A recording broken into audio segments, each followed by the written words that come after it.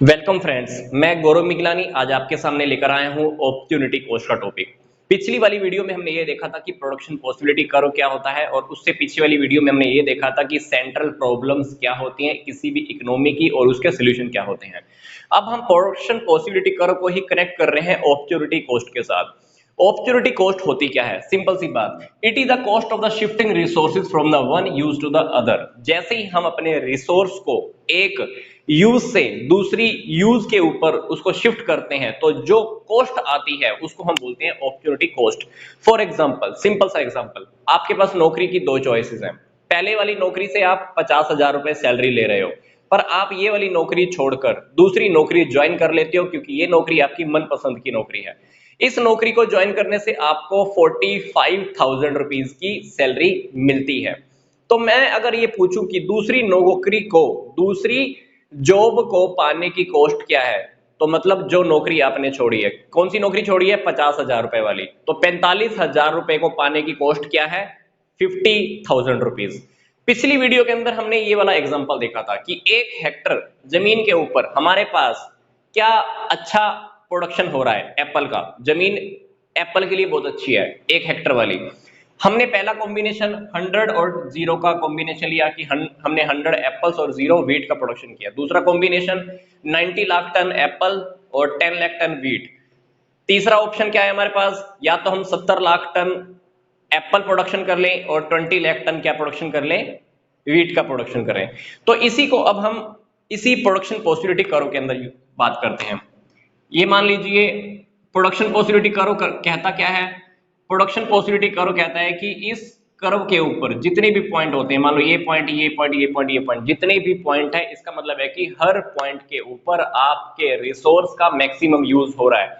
मतलब इस पॉइंट के ऊपर भी आप 1 हेक्टर जमीन यूज कर रहे हो, यहाँ पे भी आपकी 1 हेक्टर यूज हो रही है, यहाँ पे भी, यहाँ पे भी और यहाँ पर भी आपकी 1 हेक्टर जमीन यूज हो रही है, पर यूज अलग अलग तरीके से हो रही है। फॉर एग्जाम्पल, यहां पर मान लो आपका एप्पल का प्रोडक्शन हो रहा है 90 का और व्हीट का प्रोडक्शन हो रहा है 10 lakh ton. Apple and wheat. मान लो आपने अभी अपने रिसोर्सेज को शिफ्ट कर दिया, आपके पास दूसरा ऑप्शन 70 और 20 का, मतलब आपका एप्पल का प्रोडक्शन 20 लाख टन कम हो गया है। एप्पल का प्रोडक्शन कितना कम हो गया है? 20 लाख टन माइनस हो गया। व्हीट का प्रोडक्शन कितना इंक्रीज हुआ है? 10 लाख टन। अब इस 10 लाख टन को अचीव करने के लिए अगर मैं आपसे पूछूं कि इस 10 लाख टन व्हीट का अपॉर्चुनिटी कॉस्ट क्या है, तो वो है 20 लाख टन, क्योंकि उसने आपको लॉस किया है, वो आउटपुट आपकी आ सकती थी। तो 10 लाख टन को अचीव करने की आपकी अपॉर्चुनिटी कॉस्ट क्या है? 20 लाख टन है। तो अगर मैं इस ग्राफ के अंदर बात करूं कि अपॉर्चुनिटी कॉस्ट यहाँ पे क्या होगी, तो ये हमारी अपॉर्चुनिटी कॉस्ट है। देखा जाए तो इतना कॉलम मैंने एप्पल में लॉस किया है, एप्पल में लॉस किया है, तभी के लिए यहां पर हमारा व्हीट में क्या हो पाया है? गेन हो पाया है। तो इस गेन को पाने के लिए जो हमारा लॉस हुआ है, इस लॉस को हम बोलेंगे अपॉर्चुनिटी कॉस्ट। अपॉर्चुनिटी कॉस्ट के अंदर मान लीजिए मैंने एक एग्जांपल और भी लिया हुआ है। मान लो आपके पास 1 हेक्टर जमीन है, उस हेक्टर जमीन के ऊपर मान लो आप पहले से प्रोडक्शन कर रहे थे, वो प्रोडक्शन क्रॉप 1 के लिए बहुत अच्छा था, इसलिए आपकी क्रॉप 1 आपको प्रोडक्शन दे रही थी 50 टन का। आप उस जमीन के ऊपर मान लो 50 टन का प्रोडक्शन कर पा रहे थे। अब आपका मन कर रहा था कि प्रोडक्शन मैं किसी और क्रॉप का शुरू कर दूं। आपने प्रोडक्शन उस पूरी की पूरी जमीन के ऊपर कर दिया 50 टन का। तो डेफिनेटली अगर मैं आपसे पूछूं कि इस टॉपिक के अंदर अपॉर्चुनिटी कॉस्ट क्या है, तो आपका आंसर ये होगा कि क्रॉप 2 की अपॉर्चुनिटी कॉस्ट क्या है? 50 टन है। तो total opportunity cost is equal to total loss of output of crop 1, क्योंकि 25 टन आपको अचीव करने के लिए आपको 50 टन की आउटपुट को छोड़ना पड़ा है। तो this is the opportunity cost in this topic. अब हम बात करते हैं कि मार्जिनल अपॉर्चुनिटी कॉस्ट क्या होती है। मार्जिनल अपॉर्चुनिटी कॉस्ट, सिंपल सी बात, opportunity cost per unit of additional output of crop 2। Crop 2 को अचीव करने के लिए पर यूनिट कितनी कॉस्ट आएगी, दैट इज द हमारी मार्जिनल रेट ऑफ ट्रांसफॉर्मेशन, और इसको हम बोलते हैं मार्जिनल अपॉर्चुनिटी कॉस्ट। सिंपल सी बात, इस एग्जाम्पल में देखो हमारे पास लॉस कितना हुआ है 50 लाख टन का, गेन कितना हुआ है 25 टन का। सिंपल सी बात, हमको फॉर्मूला पुट करना है, del loss of output of crop 1 below del gain of output of crop 2। तो ऊपर हमारा कितना लॉस हुआ 50 टन का, नीचे हमको गेन लिखना है, गेन कितना हुआ है 25। तो अगर हम इसको हम कट कर देते हैं तो हमारे पास क्या आंसर आएगा 2 टन ऑफ क्रॉप 1।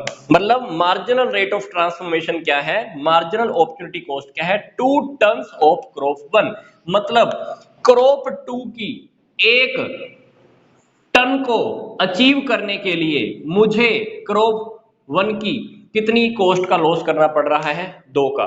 मतलब यहां पे देखिए मैंने 2 टन को लॉस करके कितना अचीव किया है, 1 टन को ही अचीव किया है। यही है marginal rate of transformation. Transform देखो क्या हो रहा है, 2 करोड़ का मैं नुकसान कर रहा हूं, सॉरी 2 टन का मैं नुकसान कर रहा हूं, पर मेरे को अचीव कितना हो रहा है, गेन कितना हो रहा है, सिर्फ 1 टन का गेन हो रहा है। This is the transformation cost. Transformation का क्या मतलब क्या है, एक किस्म से कह लो कि बदलना, परिवर्तित होना। यह परिवर्तन देखो क्या है, 2 टन को परिवर्तन करता हूं तो परिवर्तन कितने में आ रहा है 1 टन का आ रहा है। This is the crop 2, this is the crop 1। मतलब क्रॉप 2 को पाने के लिए मुझे क्रॉप 1 का कितना लॉस करना पड़ रहा है पर यूनिट के हिसाब से 2 यूनिट का। That is called the marginal rate of transformation. तो टोटल अपॉर्चुनिटी कॉस्ट और मार्जिनल रेट ऑफ ट्रांसफॉर्मेशन दोनों अलग अलग टॉपिक हैं। अपॉर्चुनिटी कॉस्ट के अंदर रेशो की बात नहीं कर रहा, टोटल अपॉर्चुनिटी कॉस्ट के अंदर क्या था आंसर आपका 50, but marginal rate of transformation के अंदर हम रेशो का यूज करते हैं और पर यूनिट लॉस की हम बात करते हैं। अब हम बात करते हैं कि पीपीसी हमारा स्लोप डाउनवर्ड की होता है, मतलब इसकी शेप ऐसे क्यों बनती है, ये ऊपर से नीचे की ओर क्यों आता है। हमने पीछे वाले टॉपिक्स में क्या देखा है कि हमारे पास रिसोर्सेज फिक्स होते हैं, रिसोर्सेज को हम चेंज नहीं कर सकते। हमारे पास रिसोर्सेज में क्या था, 1 हेक्टर जमीन है, हमारे पास लैंड है। टेक्नोलॉजी हम चेंज नहीं कर सकते, हमारे पास एप्पल का प्रोडक्शन हो रहा है और हमारे पास अभी व्हीट का प्रोडक्शन करने की चॉइस है। पहला कॉम्बिनेशन क्या है 100 लाख टन एप्पल या 0 लाख टन का व्हीट का प्रोडक्शन। इसी तरह से हमने अभी क्या किया, 10 लाख टन हमने प्रोडक्शन एप्पल का कम कर दिया है और व्हीट का प्रोडक्शन मैंने इंक्रीज किया है। 20 का प्रोडक्शन हमने एप्पल का और कम कर दिया, ये प्रोडक्शन कितना इंक्रीज हुआ 10 10 10।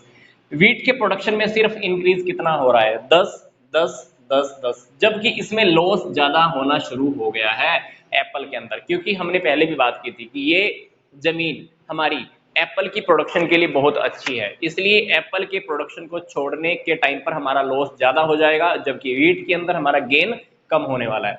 अगर आप इस ग्राफ को इस जगह पर प्लॉट करते हो तो आपका ग्राफ ऐसे का ऐसा ही बनने वाला है। पूरे पॉइंट्स लगाइएगा और पूरे पॉइंट्स को मिक्स करके देखिएगा, तब हमको पता चल जाएगा कि जो पीपीसी का जो स्लोप है वो हमारा डाउनवर्ड ही आता है, क्योंकि हमारे पास रिसोर्सेज भी फिक्स रहते हैं, टेक्नोलॉजी भी फिक्स रहती है। तो चेंजेस कहां पे आ रहा है, लॉस ज्यादा हो रहा है, गेन कम हो रहा है, तो ग्राफ आपका एज इट इज ऐसा ही बनने वाला है। सेकंड हमारी जो बात आती है वो ये आती है कि हमारा पीपीसी का जो ओरिजिन की तरफ कनकेव क्यों होता है। ये देखिए हमारा ग्राफ एक होता है ऐसा, इसको हम बोलते हैं कन्वेक्स कन्वेक्स, और ये हमारा ग्राफ जो हमने अभी बनाया वो कनकेव शेप के अंदर आ रहा है। इसके अंदर हम बात कर रहे हैं कि जो हमारा ग्राफ है पीपीसी का वो कनकेव क्यों है, कन्वेव इसलिए है क्योंकि कनकेव होना हमारा डिपेंड करता है मार्जिनल रेट ऑफ ट्रांसफॉर्मेशन के ऊपर।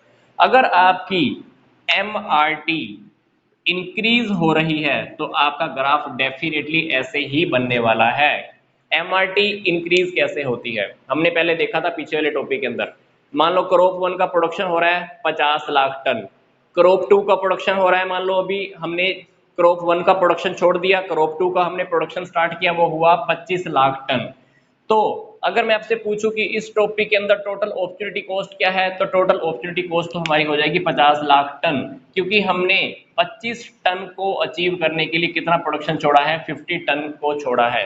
अगर मैं आपसे इसी टॉपिक में पूछूं कि मार्जिनल रेट ऑफ ट्रांसफॉर्मेशन क्या होती है, तो दैट इज द 2 टन, मतलब लॉस कितना हुआ 50 का, गेन कितना हुआ 25 का, तो डेफिनेटली हमारे पास आंसर क्या आएगा 2 टन आएगा। मतलब क्रॉप 2 की एक यूनिट अचीव करने के लिए मैंने क्रॉप 2 की एक यूनिट अचीव करने के लिए मैंने क्रॉप 1 की कितनी यूनिट को छोड़ा है, कितना लॉस किया है, 2 यूनिट को छोड़ा है। तो ये हमारा होता है मार्जिनल रेट ऑफ ट्रांसफॉर्मेशन। इस टेबल को हम इसके अंदर भी थोड़ा सा देखते हैं। एज इट इज की एज इट इज मैंने टेबल लिखी है, ये वेट। अब हमको निकालना है मान लो marginal rate of transformation. Marginal rate of transformation का फॉर्मूला ये होता है, रेशो के अंदर हम इसको एस्टेब्लिश करते हैं। फॉर एग्जांपल यहाँ से 100 में 90 में कितना चेंज आया है, 10 का चेंज आया है। तो यहाँ पर कितना इंक्रीज आया है, 0 से 10 में 10 का चेंज है, 10 का प्लस 10 का लॉस। तो लॉस को ऊपर रखेंगे, गेन को हम मान लो नीचे रखने वाले हैं। तो यहाँ पर देखो कितना मार्जिनल रेट ऑफ ट्रांसफॉर्मेशन आ रही है, 1 आ रही है। यहाँ पे देखो कितना चेंज हुआ है, 90 से 70, 20 का। गेन कितना हुआ है 10 का, लॉस कितना हुआ 20 का, गेन कितना हुआ 10 का। कितना आंसर आ रहा है एमआरटी का 2। आगे देखिए, यहाँ पे देखिए 30, जबकि यहाँ पर गेन कितना हो रहा है 20 से 30 में 10, लॉस 30 का, गेन कितने का है 10 का, तो एमआरटी कितनी आएगी 3। इसी तरह से हमारी नेक्स्ट एमआरटी जो आएगी वो आएगी 4। एमआरटी देखो यहाँ पर ध्यान से देखो हमारी लगातार बढ़ रही है। पहले एमआरटी कितनी है 1 2 3 4। इसी एमआरटी की वजह से जो हमारा ग्राफ होता है वो एज इट इज का एज इट इज हमारा इस तरह से बनता है। इसको हम बोलते हैं कनकेव टू द ओरिजिन। अब मान लो इस टेबल के अंदर, मान लो मैं थोड़ा सा चेंज कर देता हूं, मान लो इस टेबल को अगर मैं इसी तरह से फॉर्मुलाइज करूं तो डेफिनेटली हमारा जो ग्राफ है कनकेव का नहीं बनेगा। वो ग्राफ कैसा बनेगा, ऐसे बनने वाला है, क्योंकि इसमें हमारी एमआरटी फिक्स आने वाली है। ये देखो यहाँ पे भी 10 का चेंज है, यहाँ पे भी 10 का चेंज, यहाँ पे 10 का चेंज, यहाँ भी 10 का चेंज, यहाँ भी सेम सेम चेंज हो रहा है। मतलब इस टॉपिक के अंदर, इस टेबल के अंदर हमारी जो एमआरटी है वो क्या है, चेंज नहीं हो रही है, बिल्कुल फिक्स है। एमआरटी के अंदर कोई चेंज नहीं आ रहा है, इसलिए हमारी ये स्ट्रेट लाइन आ जाएगी। अगर एमआरटी कम होती है तो इस टॉपिक के अंदर देखो यहाँ पे लॉस कितना हो रहा है 10 का, गेन कितना हो रहा है 20 का। यहाँ पे लॉस कितना हो रहा है 10 का, गेन कितना हो रहा है 15 का। यहाँ लॉस कितना हो रहा है 10 का, गेन कितना हो रहा है, ज्यादा ही हो रहा है ना।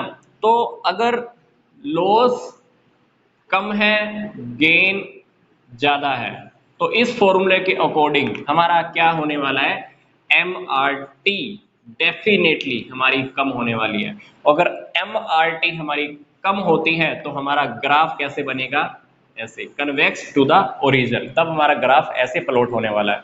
इसको हम बोलते हैं पीपीसी का हमारा जो कर्व है कन्वेक्स टू द ओरिजिन क्यों है। पर अभी हमने जो टॉपिक पढ़ा वो था कनकेव।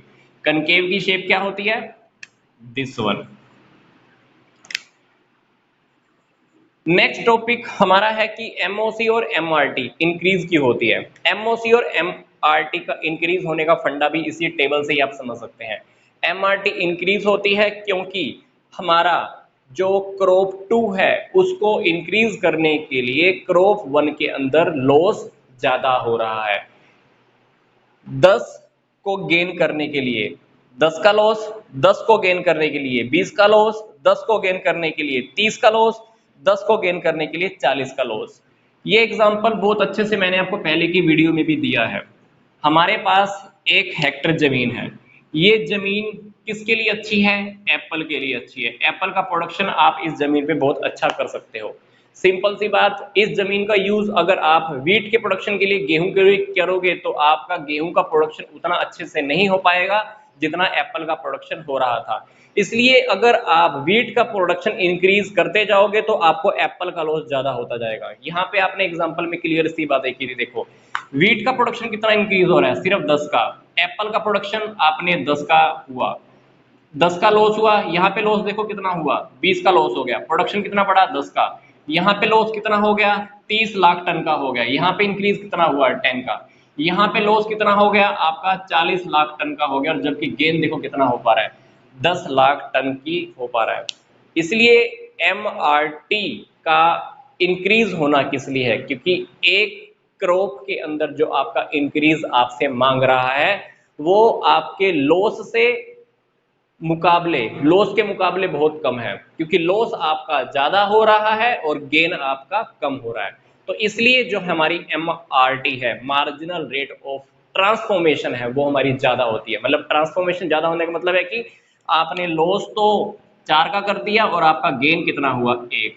ट्रांसफॉर्मेशन देखो, 4 को कितने में कन्वर्ट कर रहे हो 1 में, 5 को कितने में कन्वर्ट कर रहे हो मान लो 2 के अंदर, 8 को कितने में कन्वर्ट कर रहे हो 3 के अंदर। मान लो आपने 8 जमीन छोड़ दी, जबकि आपका प्रोडक्शन कितना हो रहा है, सिर्फ इतने का ही हो रहा है। तो इसको हम बोलते हैं ट्रांसफॉर्मेशन करना।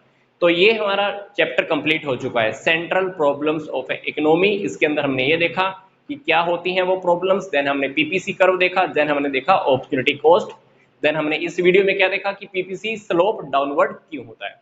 तो आई होप आपको यहाँ तक का वीडियो अच्छा लगा होगा। तो यहाँ तक का वीडियो देखने के लिए आप सबका बहुत बहुत धन्यवाद।